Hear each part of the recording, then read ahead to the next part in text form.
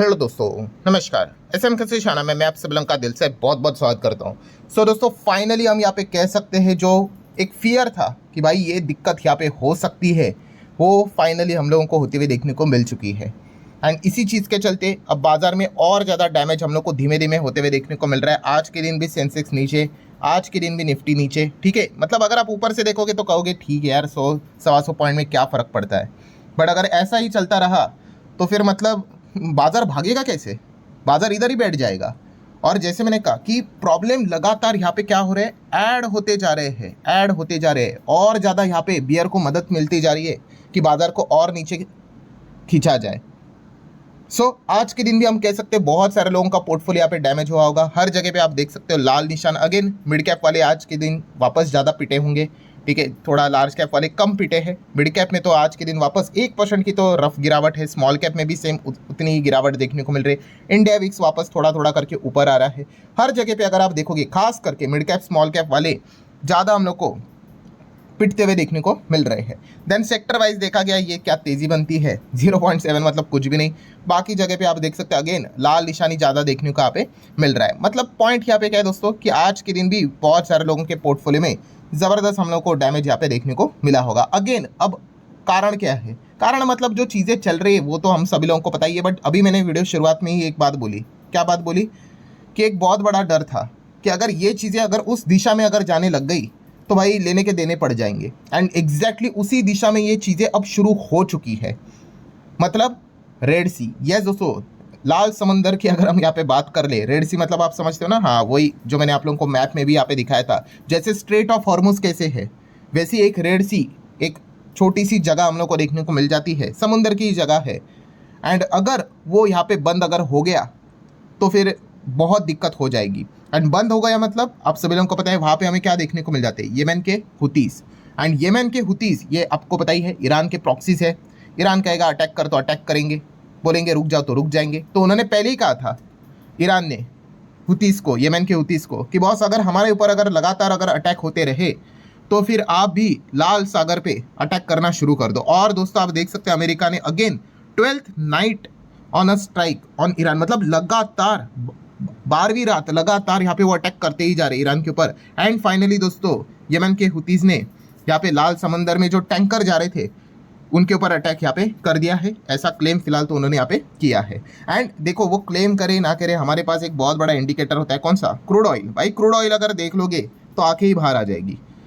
दिखाऊंगा मैं आप लोगों को, बट आप देख सकते हैं yes, Houthis attack the Saudi tanker in Red Sea after the US hit Iran again. And लगभग हम कह सकते हैं 2 सऊदी के जो टैंकर्स थे उनको निशाना उन्होंने यहाँ पे बना लिया। एंड ये तो एक शुरुआत हो चुकी है।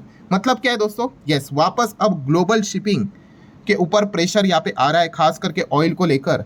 एंड हुतीज ने भी वार्निंग दिया है कि भाई अब यहाँ से जो जाएगा उनको हम छोड़ेंगे नहीं, उनके ऊपर भी हम यहाँ पे अटैक करेंगे। मतलब क्या है, ऑयल को लेकर और ज़्यादा प्रेशर हम लोग को क्लियर कट बनते हुए देखने को यहाँ पे मिलने वाला है। मतलब बॉटम लाइन क्या है, जो मैंने आप लोगों को बताया था कि स्ट्रेट ऑफ हॉर्मुज में इतना डिस्टर्बेंस जो चल रहा है, वैसे ही एक और रूट है रेड सी, बाब एल मंदाब, अगर हम उसका नाम एग्जैक्टली ले तो अगर वो यहाँ पे बंद अगर किया गया, बंद मतलब ऐसा नहीं होता है भाई कि दरवाज़ा लगा दिया और बंद किया, वहाँ पे अगर समुंदर तो खुला ही रहता है, बट वहाँ से अगर आप अपनी शिप निकालोगे एंड उसके ऊपर अगर अटैक होने लग गया तो कोई वहाँ से जाएगा ही नहीं।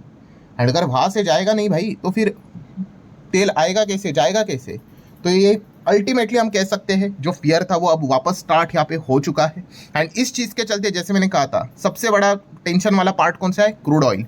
क्रूड ऑयल आप देख सकते हो दोस्तों, ब्रेंट 5% यहाँ पे बढ़ गया, 98 तक चला गया। ये सेंचुरी लगा देगा जिस प्रकार से आज तेजी है, आज ही लगा सकता है। WTI की बात करें तो 4.5%। एंड अगर हम मुर्बान क्रूड की बात करें 26.93, 27 लग रहा है वीडियो खत्म होते होते 28% की जंप दोस्तों, 28% की जंप। ये क्लियर कट बताता है कि ये जो चीज़ें बताई जा रही है ना कि रेड सी में अटैक हुआ है नहीं हुआ है, हुतीज ने क्लेम किया है, बोलने की जरूरत नहीं है। ऑयल जिस प्रकार से यहाँ पे ये भाग रहा है यही साफ साफ बता देता है कि क्या हुआ है नहीं हुआ। 110% भाई वहाँ पे अटैक हुआ ही है। इसीलिए तो 26%, 27% क्रूड का भागना ये कोई मजाक की बात नहीं है। काफ़ी दिक्कत दोस्तों आने वाले समय में फेस करनी यहाँ पे पड़ेगी। अभी भी एक ही प्रे कर लो कि भाई ये चीज़ें कुछ तो करके रुक जाए। अगर रेड सी में भी अगर तांडव अगर मच गया जो हरमुज में मच रहा है तो फिर मतलब क्या ही गए। तो आप यहाँ पे देख ही सकते हो, आप ही की आंखों के सामने चीज़ें। अच्छा, काफ़ी लोग ये चीज़ें पूछते भी, चलो इसी वीडियो में ये आप लोगों को नॉलेज भी यहाँ पे मिल जाएगा कि ये सर ये अलग अलग ये ऑयल हमें देखने को यहाँ पे मिल रहे हैं, ये मतलब एग्जैक्टली है क्या। तो बहुत ही सिंपल है दोस्तों, याद रखना। ये देखो, ये जो WTI का क्रूड आपको दिख रहा है ना, ये कौन सा ऑयल है पता है आपको? ये ना लैंड, ज़मीन से निकाला जाने वाला क्रूड है। और पता है ये किससे बिलोंग करता है? ये अमेरिका से बिलोंग करता है, ठीक है, टेक्सास की अगर बात करें तो ये WTI जब भी आप पढ़ते हो ना, ये अमेरिका का ऑयल है, आप ऐसा भी समझ सकते हो। देन अगर बात करें ये जो ब्रेंट क्रूड है, ये खास करके अब ये जो ऑयल है ये ना समुंदर से निकाला जाता है, समुंदर से, और इसको ना थोड़ा सा अच्छा माना जाता है कंपैरेटिवली। इसीलिए आप देख सकते हो जो ब्रेंट का जो भाव रहता है ना, वो हमेशा WTI से आपको ज़्यादा ही मिलेगा, ठीक है। समुंदर से निकाला जाता है, नॉर्थ साइड पे आप लोगों को ये चीज़ें ज़्यादा देखने को मिल जाती है, UK साइड आप यहाँ पे कह सकते हो, ठीक है। एंड ये जो मर्बन क्रूड जो आपको देखने को मिल रहा है, ये रहता है, ये मिडल ईस्ट से निकाला जाता है। अब मिडल ईस्ट में तो समुंदर है नहीं, तो बताओ कहाँ से निकाला जाएगा? ऑब्वियसली ज़मीन से, लैंड से ही यहाँ पे निकाला जाता है। सो ये अलग अलग क्रूड के प्रकार हमें देखने को यहाँ पे मिल जाते हैं। अगर आप इन शॉर्ट अगर चाहे तो इसका स्क्रीनशॉट लेकर रखो। यस, WTI मतलब लैंड बेस अमेरिका, ब्रेंट मतलब सी बेस ही पकड़ लो, नॉर्थ सी, एंड मर्बन मतलब लैंड बेस UAE। हाँ से हमें ये चीज़ें देखने को मिल जाती है। सो की पॉइंट यहाँ पे क्या है दोस्तों? की पॉइंट यही है कि अब लाल सागर में भी तनाव हमें बढ़ते हुए देखने को यहाँ पे मिल रहा है। ऑयल ने तो दिखाई दिया है कि कहाँ से कहाँ जा चुका है। And one of the most और इम्पॉर्टेंट एक की पॉइंट कौन सा, कि जो मैंने आप लोगों को बताया था, देखिए स्ट्रेट ऑफ हॉर्मुज में तो एक ही चीज़ होती है कि वहाँ से सिर्फ ऑयल का ही आना जाना यहाँ पे रहता है।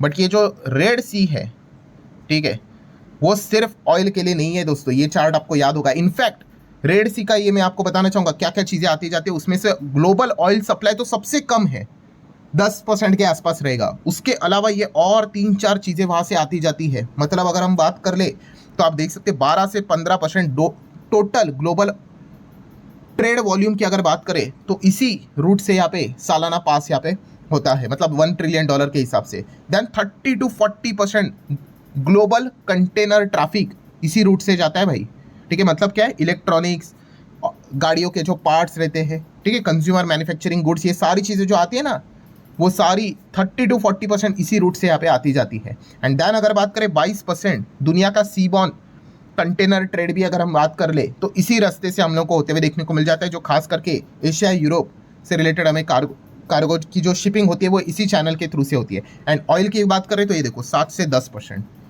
ठीक है। एंड यहाँ पे LNG भी अगर देखा गया तो बहुत बड़ा इंपॉर्टेंट रोल प्ले करता है। कुल मिला के दोस्तों ये जो पर्टिकुलर एरिया है वो काफ़ी ज़्यादा कीमती है। एंड अगर ये बंद अगर हो गया, बंद मतलब क्या कि अभी ये शुरुआत हो चुकी है, अगर हॉर्मुज जैसी स्थिति अगर वहाँ पे बन गई तो लेने के देने पड़ेंगे, क्योंकि फिर वहाँ से भी कोई जाएगा नहीं। एंड अगर वहाँ से अगर आपको नहीं जाना है, एंड अगर आपको यूरोप से यहाँ पे एशिया अगर आना है तो पहले आप कैसे जाते थे? यस, ये रास्ता था सुएज कैनल के थ्रू। मतलब ये सुएज कैनल का ये जो रूट था वो ये देखो, ये यही वही जगह है, रेड सी का बाब एल मंदाब, ठीक है। इसको अगर यहाँ पे इन्होंने बंद कर दिया तो सुएज कैनल बंद, सुएज कैनल बंद तो आप यहाँ से इसके बीच से नहीं जा सकते। तो फिर आपको ऑल्टरनेटिव रूट क्या है? ये देख लो, पूरा ऐसा गोल घूम के जाना पड़ेगा।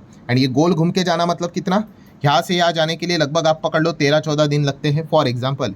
तो यहाँ से यहाँ जाने के लिए 31 दिन, 1 महीना लगेगा भाई, 1 महीना, ठीक है। ये 13 थोड़ा अलग हो सकता है, बट पॉइंट समझो कि भाई इससे तो ज़्यादा ही लगेगा, ठीक है, यहाँ से यहाँ। तो अगेन तो प्रॉब्लम यहाँ पे क्या हो जाएगी? यस, प्रॉब्लम यहाँ पे यही हो जाएगी भाई कि यहाँ से यहाँ गोल घूम के आएगा तो और ज़्यादा डीजल फूकना पड़ेगा, ठीक है। मतलब क्या है, जो भी चीज़ें रहेंगी, जो भी शिपिंग होगी, ठीक है, उसकी कॉस्ट बढ़ेगी। कंपनी थोड़ी ना अपनी जेब से भरने वाली है, ठीक है। पहले का सामान अगर यहाँ से यहाँ अगर आता था फॉर एग्जांपल और 100 रुपये में मिलता था, वो गोल घूम के यहाँ पे आएगा, जो भी एक्स्ट्रा पैसा रहेगा वो इसमें ऐड होके आ जाएगा, ठीक है। वही चीज़ आपको 150 में मिलेगी, 160 में मिलेगी, क्या पता 200 में मिलेगी। इन्फ्लेशन बढ़ेगा। एंड इसी चीज़ के चलते दोस्तों ये पैनिक हमें फैलते हुए देखने को मिल रहा है। एंड बाकी अदर चीज़ें तो है ही। अदर चीज़ें कौन सी? कि भाई रुपया की तो लंका लगी पड़ी हुई है, अब तो 97 की दिशा में यहाँ पे जा रहा है। देन Q1 के रिजल्ट की अगर बात कर ले तो हमारा सबसे बड़ा इंजन कौन सा है? फाइनेंस। तो फाइनेंस की बड़ी बड़ी बैंक्स की अगर बात कर ले तो उन्होंने तो डिसअपॉइंटमेंट यहाँ पे दिखा दिया, एक्सेप्ट ICICI बैंक। बाकी जितने भी बैंक्स थे हम सभी लोगों ने देख लिया कि कोई जोश नहीं।